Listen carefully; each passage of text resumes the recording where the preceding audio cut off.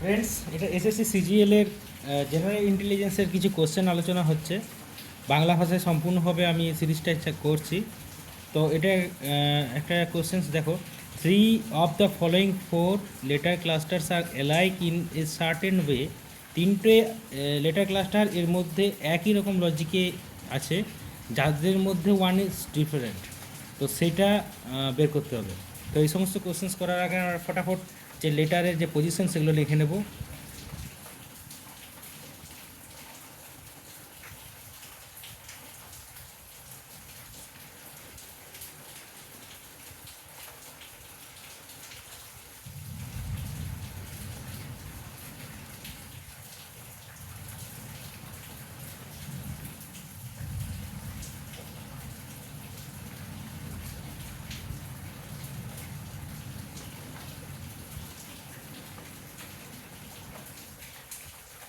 দেখো, আমরা লেটারের যেটা পজিশন সেটা আমরা লিখে নিয়েছি।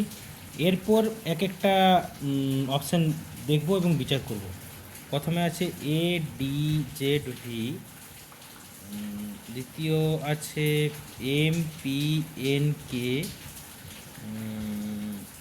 তৃতীয় আছে এফ আই ইউ আর, আর 4 নাম্বার আছে টি ডাব্লিউ জি ডি। তো আমরা যদি একটু ভালোভাবে খেয়াল করি, এটা দেখতে পাচ্ছি এ আর জেড অপোজিট, ডি আর ভি কিন্তু অপোজিট নয়, তার মানে এটা অপোজিট রিলেটেড আছে, এটা অপোজিট নয়। M N N M P N কে, এম সেম লজিকে গেলে এম এন কিন্তু অপোজিট, পি কেও কিন্তু opposite, F I U R, F U কি অপোজিট আসছে? হ্যাঁ আসছে, তার মানে এটাও অপোজিট। আই আর এটাও opposite. T W G D, T T G কি অপোজিট আছে? হ্যাঁ অপোজিট আছে।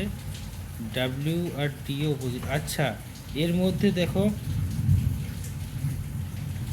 এটা এটা এটা এই তিনটেই সেম লজিকে আছে, শুধুমাত্র এডি জেড ভি এটা কিন্তু অন্য লজিকে, অতএব এইটা আনসার হবে।